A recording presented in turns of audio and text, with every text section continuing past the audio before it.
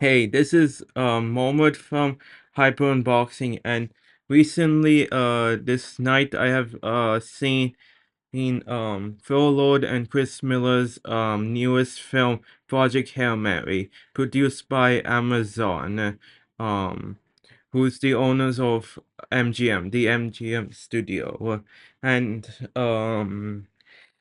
while I can describe this film as a pretty great science fiction comedy slash emotional drama, and I want to make this video very quick, so let's get right into it. Intention. Um, Aside from frequent use of close-ups, you can actually read what every shot means on display, like the emotion and the tone that's being displayed on screen. You can practically mute this film, and it does mute throughout the film to read what's happening on display. You can read the emotions it's trying to convey, and it's all clear on display. Yeah.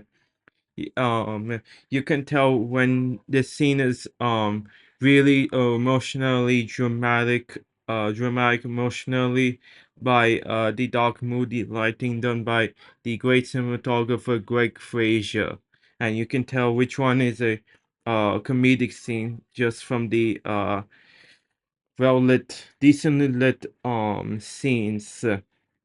Yeah, you can definitely tell. Though I do want to say that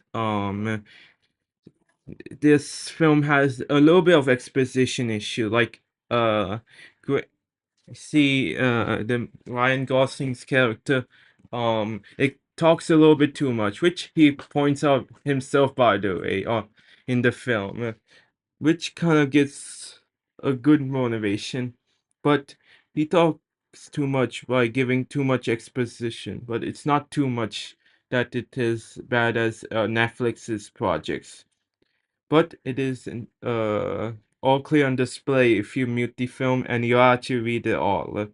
And yes. So let's move on to context. So context. This film is sort of like Interstellar, which I also think it is inspired from. And the reason is for that is because of its non-linear structure. The film switches back and forth between Grace, the current day where Grace is in space and he's trying to find this way to stop the sun from going out. And along with that, he meets this rock creature which he names Rocky.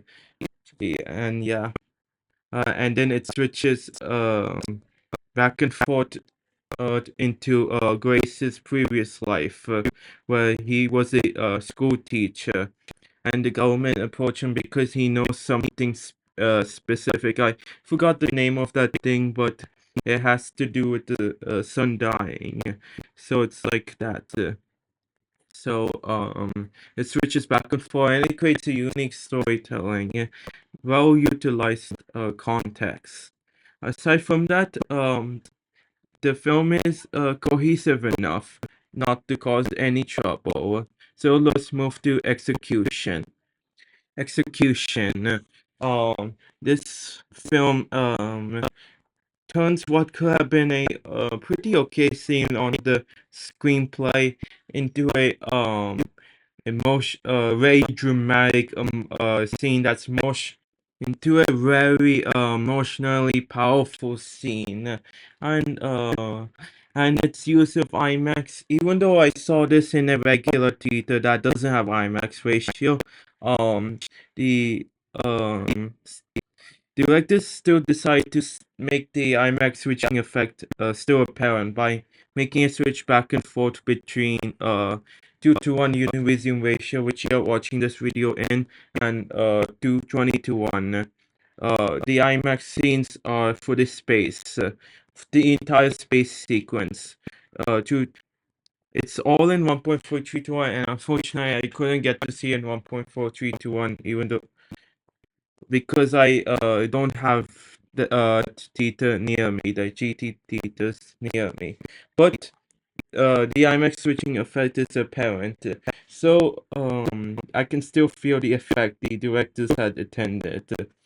And I'm sure it can also be appear on the home version. But enough about aspect ratio. Um Phil Lord and Chris Miller definitely elevated a pretty decent screenplay into a very great film that is both pretty comedic and emotionally powerful. And yeah, very it is. So that's all I've got to say. Yeah, if you so here's my points for it. If you're a letterbox user, it would be 4 out of 5 stars.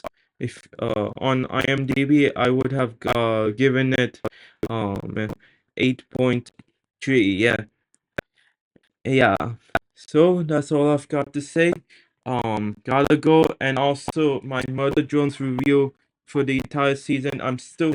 I have gotten pretty tired after editing the first part, but now, I was, yeah. So now, I'm going to rewatch once more. I already rewatched it recently, but I'm gonna rewatch it once more so I can able to remember what I have to say for that video. So, gotta go. Goodbye, and see you later.